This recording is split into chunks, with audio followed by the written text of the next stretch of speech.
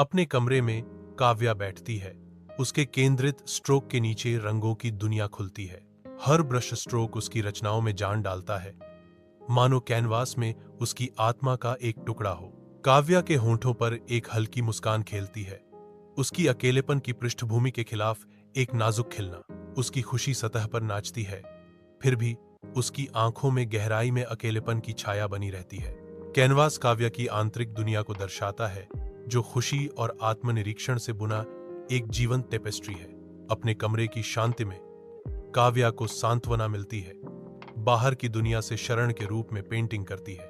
बारिश की धारियां काव्या की खिड़की पर खिंची हुई हैं, जो उसके चेहरे पर उकेरी गई बोरियत को दर्शाती हैं।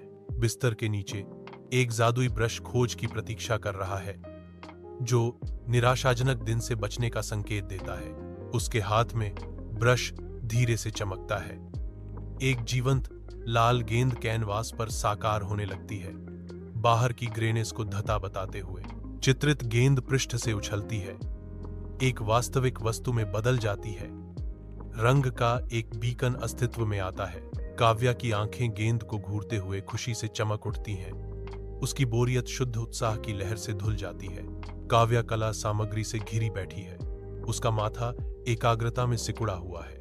वह पेंट करने की कोशिश करती है, लेकिन ब्रश उसे धोखा देता है और उसकी निराशा बढ़ती जाती है। यह काम क्यों नहीं कर रहा है? काव्या बड़बड़ाती है।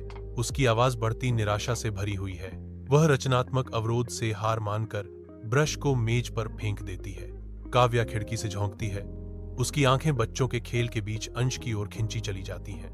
अंश की हंसी गूंजती है, क्योंकि वह अपने कीमती खिलौने साझा करता है, जो उदारता का एक स्पष्ट चित्र प्रस्तुत करता है।